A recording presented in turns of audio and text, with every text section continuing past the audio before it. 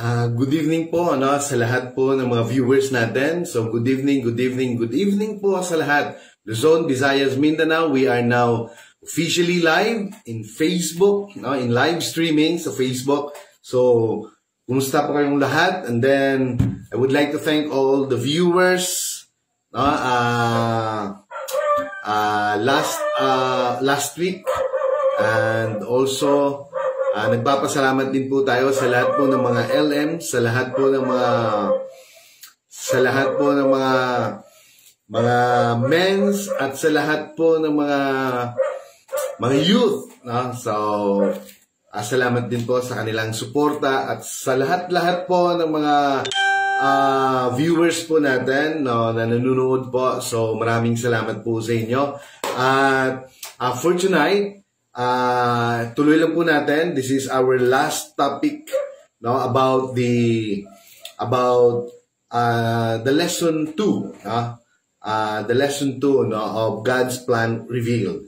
So kumusta po kayong lahat for this evening? And napakabuti po ng Diyos sa buong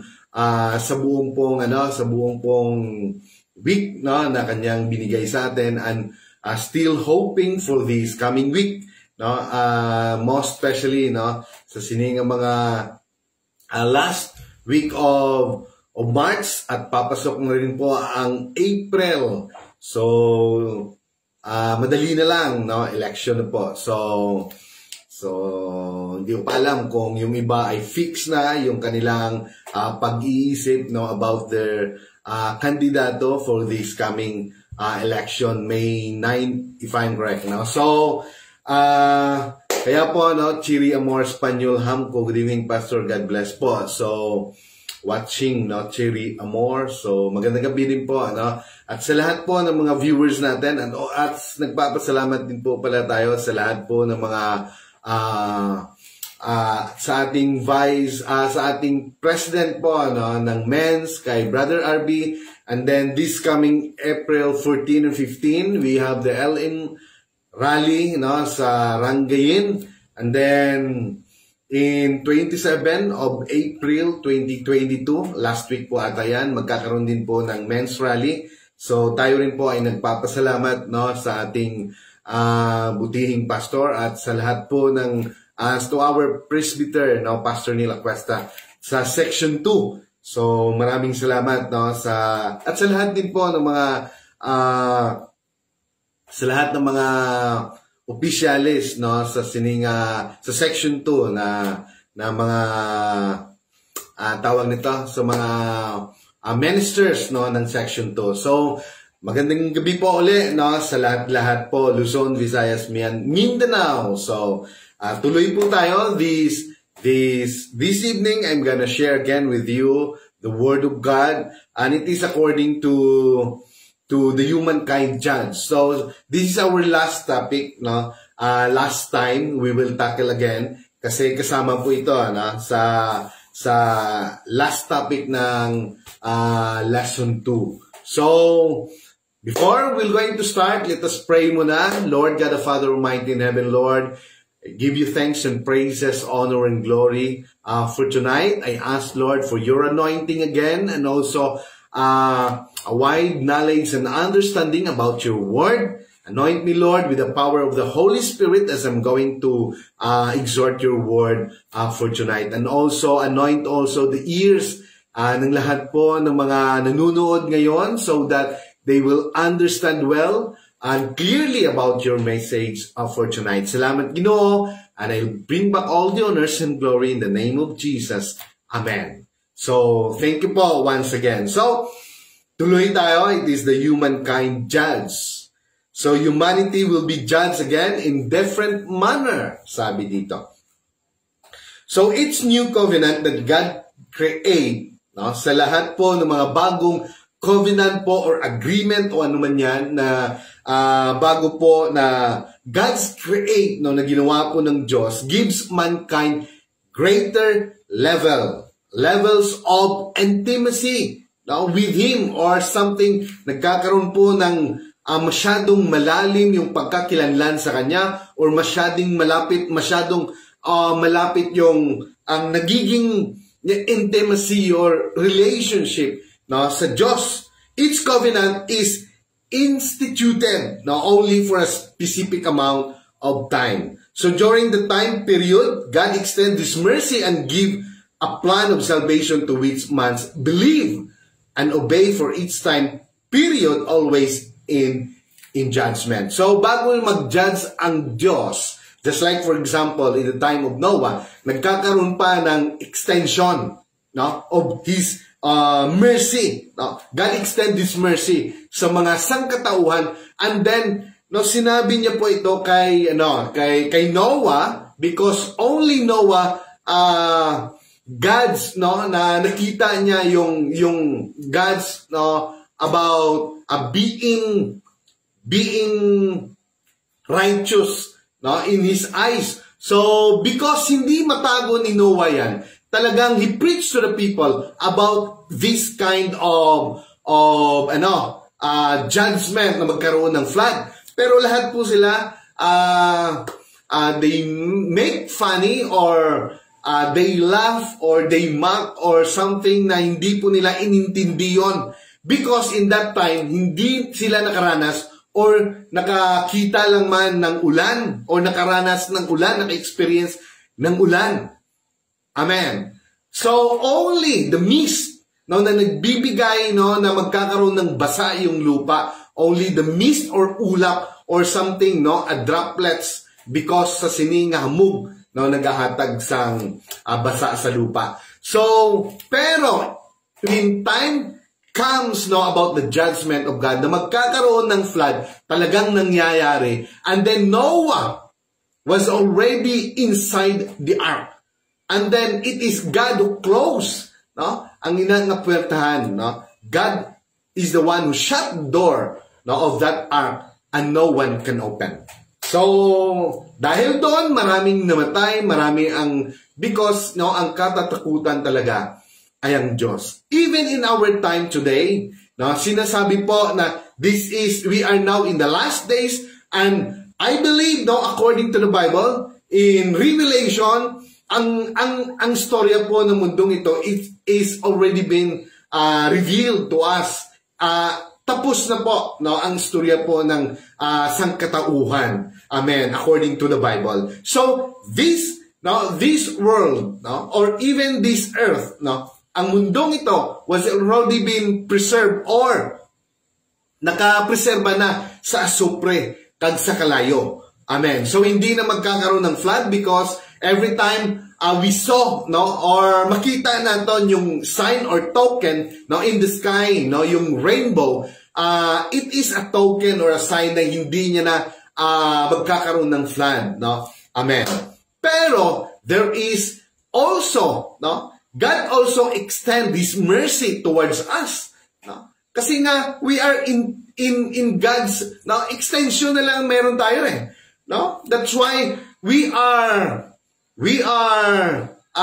all the believers, ang inihintay na lang ay yung second coming. Because, kung wala namang second coming, bakit, ano ang silbi ng lahat na ito? What is, yung silbi ng Word of God, ano ang silbi ng preaching, ano ang silbi ng ating mga preaching about the Word of God, about all of these things, without the second coming, about our faith, about our trust in Him. So because we believe, all the believers, na magkakaroon talaga ng second coming. Sabi niya nga in Thessalonians 4:16-17, I will quote this again about this verse.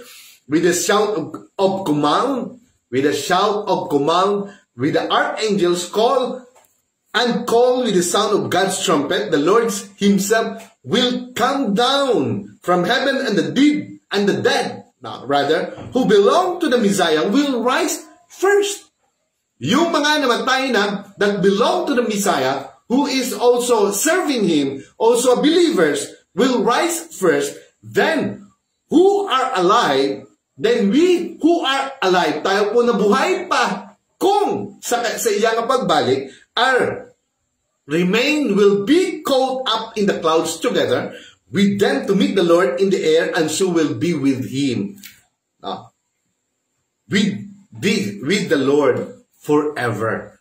Amen. So that is the rapture in the last days. Sabi niya pa ni Paul to Timothy that in the last days, kahit bata pa siya, no, talagang Paul urged Timothy to be a leader, to be a preacher about the Word of God. Because, no, sabi niya, in the later days, in the later days, madamo sa magtalikod about their faith. Amen. So, it's already been written in the Bible. So, tuloy tayo. Every time period in the Bible always ends in judgment. So, Cherry Amor, Joshua Mabandos Kabagtong. Good evening, Pastor, o sa tanan ng mga viewer. Praise the Lord. So, in 2 Peter chapter 3, verse 3 to 10, knowing the first, the scoffers will come in the last days, walking according to their own lust, and saying, where is the promise of his coming? For since the Father fell asleep, all things continue as they were from the beginning of creation. Amen. For this, no, they willfully forget that by the word of God the heavens were of old, and the earth standing out of the water and in the water, by which the world that then existed perished, being flooded with water. But the heavens and the earth, which are now preserved by the same word, amen, are reserved for fire, the day of judgment and perdition of ungodly men. But beloved, do not forget this one thing. Do not forget this one thing, that with the Lord one day is 1,000 years, and 1,000 years as one day. So, sabi dito, the Lord is not slack concerning His promise, as some count slackness, but is long-suffering towards us, not willing that any should perish, but that all should come to repentance. So, ang isang araw sa Diyos ay 1,000 sa tao. So, hindi siya mabagal about this judgment. But hindi niya gusto na ang lahat po, no, ay mamamatay. Ang lahat po ay, no, ay mawawala, no? Ay hindi masave, kundi will be but all come to repentance. Kaya pinahahaba niya pa rin para ang lahat ng tao ay magkaroon ng repentance, no? And after that, judgment. So, at hindi po nagkulang ang Diyos sa atin dahil sinulat niya na po sa Revelation kung ano ang mangyayari. Lahat po yan mangyayari according to His Word, according to what is written in the Scripture. So sabi dito, but the day of the Lord will come as a thief in the night, amen, in which the heaven will pass away with a great noise, and the elements will melt with fervent heat, but the earth and the works that are in it will be burned up. Amen. In Malachi 4:1, for behold, the day is coming, burning like an oven, and all the proud, yes, all who do wickedly, will be stumbled. So, lahat ng mga proud and yung mga wicked, no, yung mga sobrang sama or masasama talaga, will be stumbled or will be cut off. No? Parang kagaya ng mga dayami na they've been cut off and thrown into the fire. Amen. And the day which is coming shall be burn them up, says the Lord of hosts, that will leave them neither root nor branch. Amen. So for this evening, tuloy tayo. The account of Noah is in the Bible to give us warning. So itong account, no, ito yung mga pangyayari, no, about Noah, no, give us warning and a sign. No, a sign that God will do exactly what He said, no, He would do. So, gagawin niya, eksakto po yan, walang labis, walang kulang. Kung ano po yung sinabi niya, ay gagawin niya. So, Jesus said, when He comes back, it would be like in the days of Noah. At ang sabi niya, no, na kung siya ay babalik, no, it would be like in the days of Noah. Amen. So in Matthew chapter 24, 39 to 37, sabi dito, But as the days of Noah were, so also will be the coming of the Son of Man be. So anong bang meron in the days of Noah? We have eating and drinking, marrying and giving in marriage. No? Amen. So yun po yung mga nangyayari noon. At ngayon, yan din po ang nangyayari ngayon, even in the present day. Amen. So sabi dito, but as the days of Noah were, so also were coming of the Son of Man be. For as in the days before the flood, they were eating and drinking, marrying and giving in marriage, until the day that Noah entered the ark, and did not know until the flood came and took them all away. So also will the coming of the Son be. Hindi natin alam kung kailan. Just like hindi rin nila alam na si Noah pala andun na sa loob ng ark at hindi na mabubuksan. Amen. Just like in the time of the coming of the Son of Man be. Now, so there is eating and drinking. Business as usual. Ano bang meron tayo sa mundong ito ngayon? Business. Lahat po ng anong meron dyan sa kahit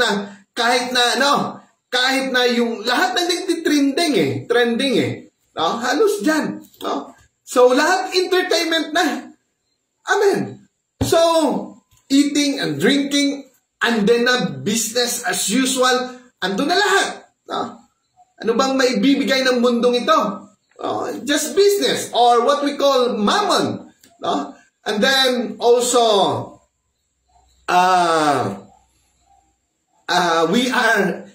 tayo na po ay nandyan na po sa kapitalismo. Ang pinag-aawayan lang dito it is about, lahat po yan ng mga makukuha, sa mundong ito, sa ilaliman o kung ano man yan, para po, sa business din. Ano bang lahat ng ito? So, Matthew 24:44 says, therefore, you also be ready. Lahat po tayo kailangan ready. For the Son of Man, Jesus is coming at an hour you do not expect. So, mag-abot siya sa mga panahon na hindi natin gina-expectaran. Surely the second coming of Jesus will take place in an ordinary day. Na hindi natin alam. Parang ordinaryo lang, hindi natin alam. Amen, hindi bongga. That's why, sa panahon na nag-abot siya, doon lang siya pinanganak. Doon lang sa may in a manger. Kaya wala nagyapon tayo kahambong. He came into this world na milagro. Amen. So isang babae na tawag nito na he was conceived, na nanganak siya na virgin, and then nag-out siya sa mundong ito 500, more or less, more than 500, na nakita siya, nagkayab siya. So, nag-exit siya sa mundong ito. Yun din ang that is the greatest event then na pangyayari. That is what we call, isang milagro din. And then, He will come again for the second time. The second coming. Hindi lang yan. Everyone, lahat yan makikita siya. Amen. So, it's already been written in the Bible. So, ano pa? Marrying and in giving in marriage. Kaya, in the time of Noah, ito po yung nangyayari, and in our time, ito rin ang nangyayari. So, for this time, medyo kunti lang, yung ating ngayon. Siguro hindi tayo aabot ng isang oras. Kasi maliit lang. So, statistics on the marriage and divorces in Singapore. So, ito pong tatalakayin natin, ito pong nangyayari, noong 2017, there were 27,000, sa Singapore po ito po yung statistics, ito po yung studies nila or survey. Ito po yung resulta. Amen. In 2017, there were 27,007 marriages performed. And in 2018, there were 7,344 divorces and annulments filed. So, hindi nga nag-last Pagka abot ng isang taon pa lang or hindi pa nakaabot, nagkakaroon na ng 7,000 divorces and annulment. Hindi lang separation. Annulment talaga. So, parang ano lang, parang, no, parang naglalaro lang, no? Amen. Parang ganun-ganun lang, married lang. So, what else was common in Noah's days? Ano pa ang meron? Violence, no? And also, yung crop being masama at saka karahasan. Ganun din ang nangyayari ngayon. Sobra pa. No? What else was common in Noah's days? Violence in our time. So in Genesis chapter 6 verse 11, the earth also was corrupt before God, and the earth was filled with violence. So today, anong nangyayari? Violence on women. A new study found more than 3 million women in the US reported rape as their first sexual encounter. Sa una po nilang nagkaroon sila ng sexual intercourse or sexual encounter sa kanilang buhay, no? 3 million women in the US naka-encounter sang rape, no, in their first sexual encounter or sexual intercourse. Amen. Average age of victims at time of assault is 15 years old. Wow! At yung average age of assailant, yung one who attacks, no, gumagawa ng karahasan sa kapwa-tao, meron man o walang dahilan, kundi, no, yung nasa kanyang utak is evil, na talagang gustuhin niya lang na gasain. No, yung babae is 27 years old, no, yung age ng asela. Wow, no? So, violence against children includes all forms of violence, no, today. Against people under 18 years old, whatever perpetrated by parents, no, ginagawa ng parents or other caregivers, peers, romantic partners, or strangers. Globally, it is estimated that up to 1 billion children aged 2 to 17 years have experienced physical, sexual, or emotional violence or neglect in the past years. So ito po, ang dami, billion, no, ang nakaranas po ng physical, sexual, or emotional violence or neglect in the past years. No? At ang age po, no, 2 hanggang 17. Wow, 1 billion.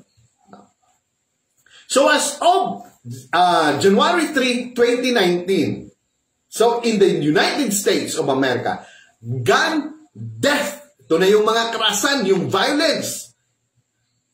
Gun death are at their highest rate in 40 years. Firearms were used to kill 39,773 people last year.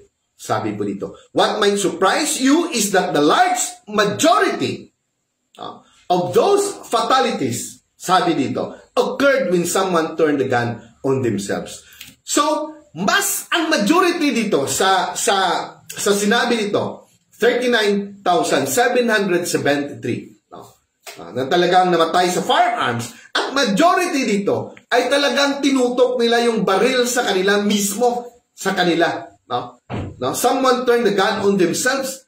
Talagang tinutok nila sa sarili nila and then nag-suicide. Majority of them. Yun ang surpresa doon. Wow, even in our time. No? Hindi nga baril mudjol. No? Mudjol ang dahilan. Ang daming nagpakamatay because of that. No? Amen. So, no? Talagang naganap, no? On this time in the United States, no? Sa US po. And Jesus also said, likewise, also as it was in the days of Lot. Hindi lang just like in the times of Noah, eating and drinking, no? Ano pa? Marrying and giving in marriage, and then corrupt or being violent, karahasan, even in the time of Lot. Sinabi din, giko pa rin ng ating Panginoon in Luke chapter 17, 28-30. Sabi niya, Jesus also said, likewise also it was in the days of Lot. They ate, they drank, they bought, they sold, they planted, they built. But on that day that Lot went out of Sodom, it rained fire and brimstone from heaven and destroyed them all. Even so will it be in the day when the Son of Man is revealed. So lahat yan, no? Lahat ng mga pangyayari, no, andyan na po, no, nakikita natin, no, in our time today, in our present time. No, that's why we are in the last times. We should always be ready. And we should also be filled with the Holy Spirit. Just like the 10 virgins in the parable of our Lord Jesus Christ, yung 5, no, talagang naubusan sila ng oil. Oil means, no, yung Holy Spirit, and then they look na para mapuno po yung lamp. And then, nung wala sila, dumating yung groom. And then, the 5-1 ay talagang nakasama. Pero, nung dumating sila, wala na. So, nabayaan sila. That's why we also be filled with the Holy. We always now be filled with the Holy Spirit. Because hindi natin alam. Just like a thief, sabi nga kanina, parang isang magnanakaw na hindi mo alam kung kailan darating. Just like, no, ganun din ang ating Panginoon. Amen. So in Genesis chapter 19, 4-5, now before they lay down, the men of the city, the men of the Sodom, both old and young, all the people from every quarter surrounded the house, and they called to Lot and said to them, where are the men who came to you tonight? Bring them out to us that we may know them carnally. So ito yung mga tao in the time of Lot, no? It is the spirit of sodomy. So yung sodomy, according to yung means, no, according sa dictionary, intercourse via the anus, committed by a man with a man or a woman. So yun po ang spirit of sodomy. Kaya napaka wicked po ng mga tao in that time. Amen. So, no, kahit na yung bisita ni Lot, no, those are angels, gusto pa nilang gasain. But those spirit was already been bound, no, by the angels into the bottomless pit. So sila po, no, those are spirit na talagang abuso on that time. Kaya, no, ginapos kagad sila. So in our time, ganun din. No, andyan sila eh. No, no, I'm sorry, pero no, ganun talaga eh. No, it is written in the Bible. So, wala tayong magawa. We will going to discuss it. No? Kasi ito talaga eh, yung nangyayari, no, sa mga panahon ito. In Jude chapter 1 verse 7, as Sodom, no, spirit of sodomy, and Gomorrah and the cities around them in a similar manner to this, having given themselves over to sexual immorality and gone after strange flesh, are set forth as an example suffering the vengeance of eternal life. Amen. So, not only do we live in a world full of violence and sexual immorality, including homosexuality. So, yung homosexuality, ito po yung mga bakla or bading, no, na sinasabi natin. These things have become the norm. Ito po yung batayan na ngayon, fashion na lang. No? Yung mga bagay about immorality, about sexual immorality, including homosexual, parang fashion na lang, parang karaniwan na lang ang bagay na to. No? Parang practice, parang normal na lang sa ating buhay sa ngayon. Amen. At sabi dito, these things have become the norm, with violence and sexual immorality being turned into entertainment. Kaya nga makikita mo rin sa Facebook, makikita mo rin sa lahat yan sa mga social media, na talagang, no, kahit na magbihis yung babae, no, ng kanilang magbihis dyan, pinapakita niya, millions, no, ang nanunood, nagsasubscribe dyan, ang mga viewers dyan. At anong meron dyan? It is the spirit of mammon. No? So it is the spirit of lust of the flesh. No, lust of the eyes, lust of the flesh. So that is, no, yung mga kasalanan na yan ay nandun pa in the time of Eva and Adam and Eve in the time. Hanggang ngayon, andyan pa rin yan. It is a spirit. No? Andyan talaga no? So, nandun siya, spirit of mammon, because pag maraming subscriber, maraming viewers, anong nangyayari? So, nagkakaroon ng what we call this one, income. So, wow. So, the world is not now entertained by the very thing that God destroyed the world and Sodom for in the Noah's and Lot's day.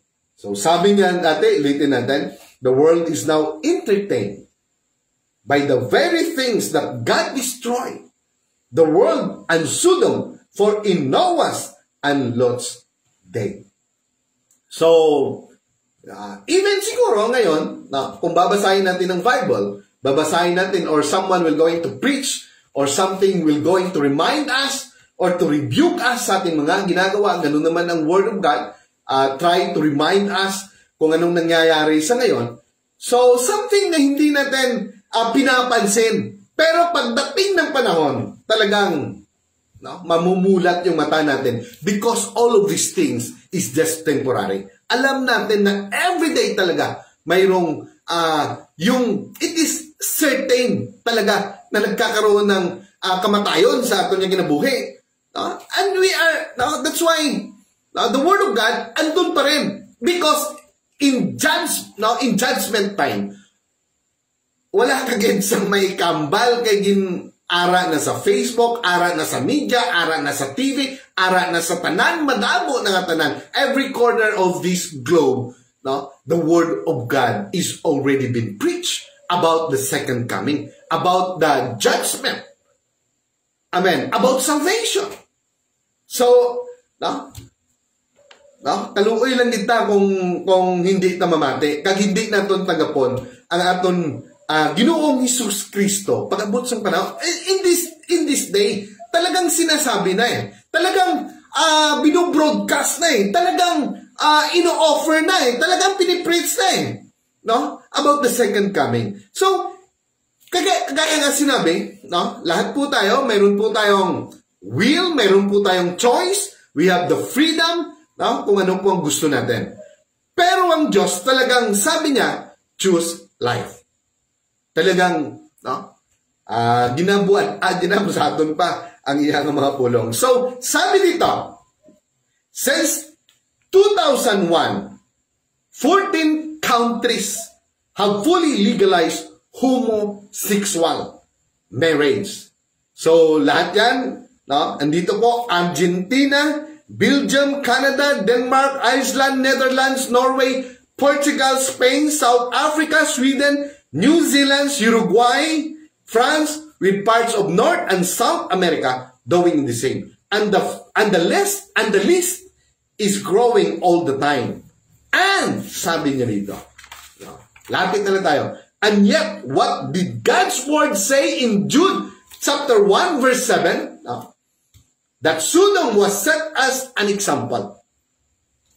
So, yung Sodom, yun po ang example. Kung ano pong nangyayari.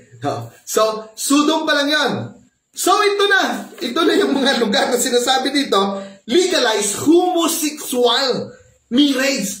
Pero, God remind us na yung ganong klaseng pangyayari sa Sodoma because of homosexual. Or something na talagang wicked. Because even the angels, talagang gusto nilang gasahin. So, yun ang mga lugar. Sabi dito that Sodom was set as an example to us. And what did God do to the people of Sodom? He destroyed them with fire. Wow. So, ewan ko lang sa bansang Pilipinas kung illegalize ba ito. Amen. So, alam naman natin kung anong nangyari sa Sodoma at Gomorrah. Talagang He destroyed them with fire. Because of what we call this one, talagang abuse, because of sexual immorality, of being wicked, talagang abuso. So the point is that these are not isolated incidences, but that violence has turned into an epidemic and God hates it. Kung sa aton lang, ang epidemic sa atong panahon, ang nag-agi na epidemya, subong lang may ara malaria, may ara sang mga sakit sang tiyan, or may ara sang dengue, or yung latest lang, no? Yung what we call COVID-19. Sobrang epidemya, yung tawag nito, na talagang worldwide, yung example na crisis na ginawa nun. Pero sa Diyos, yung tinatawag na epidemic ay yung kasalanan. Sobra-sobra na ang kasalanan ng mga tao sa mundong ito. Na talagang, wow. So, we know kung anong nangyayari. Amen. So, sabi dito, those who are not in covenant with God. Ibig sabihin, covenant, kung hindi ka nagrepent at sumunod or obey, or what we call, you have faith but you don't, your faith, hindi active, active faith, or hindi ka nag-obey or sumunod sa kanyang mga sugo. God will be unaware of the end of the period of grace in which we are living today. So sabi niya, those who are not in covenant with God will be unaware of the end of the period of grace in which we are living today. God in His mercy always takes His people out who love and obey Him before He sends His judgment. Pero because of His love, sabi nga, before judgment nga mag-abot, anong gagawin ng Diyos? Ang gagawin ng Diyos in 1 Thessalonians 4:16-17. Sabi niya, the Lord Himself will come down from heaven, and the dead who belong to the Messiah will rise first. Then we who are alive and remain will be caught up in the clouds together with them to meet the Lord in the air, and so we will be with the Lord forever. So, bago niya mag-judge, kukunin niya na ang kanyang mga katawan. So, dun po, God in His mercy always takes His people out who love and obey Him before He sends His judgment. So, that is our word for tonight. So, we need to prepare ourselves for coming judgment. So, we thank God because He reminds us again about the second coming, about the judgment day. At malapit na yan. So, one last scriptures in this lesson, in Genesis chapter 11, verse 1. And the whole earth had one language and one speech. And that is our next lesson for tomorrow. Okay. So, we will find out in the Bible the next lesson about the different language. So, where did all the different language come from?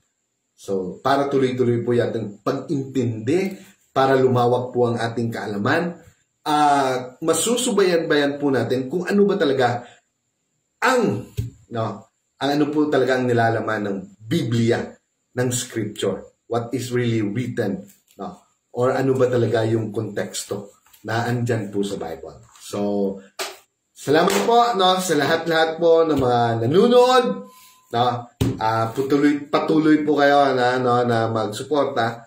At ako po yung nagpapasalamat, most especially to all the viewers, at sa lahat po ng mga youth, sa lahat po ng mga LM, sa lahat po ng mga men, and to our very own Pastor Nela Cuesta, at sa lahat po ng mga members po ng Bagger Church, and to all also the United Pentecostal na throughout the Philippines. And all the viewers, lahat po ng mga kaibigan ko po sa Facebook, sa lahat po ng mga taga-Pikawayan, at lahat po, Ninyo Villadulid, Iris Pearl, Rosalie Oliva, and then Joshua Mabandos Kabangtong, and then Azilana Azi, at lahat, Padilla family, no, sa lahat-lahat po. God bless to everyone, and may the Lord bless you.